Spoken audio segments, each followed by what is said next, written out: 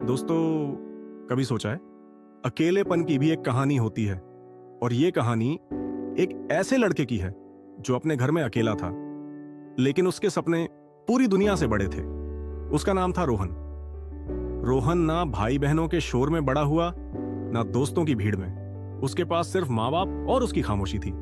पिता नौकरी के लिए दूर रहते, माँ घर संभालती और वह खामोश गलियों में अपने सपनों को चुपचाप बुनता रहता। समय बदला, क्लास 10 आई और जिंदगी ने पहला बड़ा झटका दिया।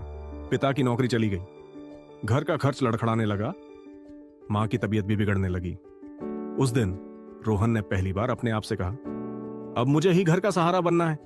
उसने शाम को बच्चों को ट्यूशन पढ़ाना शुरू किया। दिन में स्कूल, शाम को ट्यूशन और रात में अपनी पढ़ाई। थकान तो बहुत होती, लेकिन मां के चेहरे की मुस्कान उसे फिर खड़ा कर देती। स्कूल में साइंस प्रोजेक्ट कंपटीशन हुआ।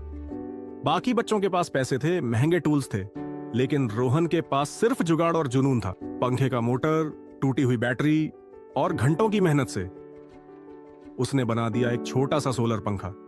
लोग हंसे, बोले क्या ये भी प्रोजेक्ट है?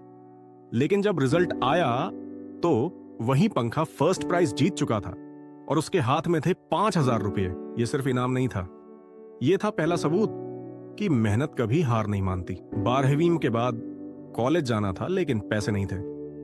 कोई और होता तो शायद सपनों से समझौता कर लेता, लेकिन रोहन ने इंटरनेट को अपना गुरु बना लिया। फ्री कोर्स, यूट्यूब ट्यूटोरियल्स और रात रात भर प्रोजेक्ट्स। उसने एक फ्रीलांस साइट पर अकाउंट बनाया। पहला ऑर्डर आया 1,500 रुपये का। किसी और के लिए यह छोटी रकम थी, लेकिन रोहन के लिए यह उसकी मेहनत की पहली जीत थी। धीरे धीरे क्लाइंट बढ़े, काम बढ़ा, पैसे आने लगे। पिता को गर्व होने लगा, मां की आंखों में चमक लौट आई। कुछ साल बाद रोहन ने अपनी खुद की कंपनी खोली। अब वो गांव गांव जाकर सस्ते सोलर पंखे और लाइट्स लगाता, ताकि किसी और घर का बच्चा अंधेरे में ना पड़े।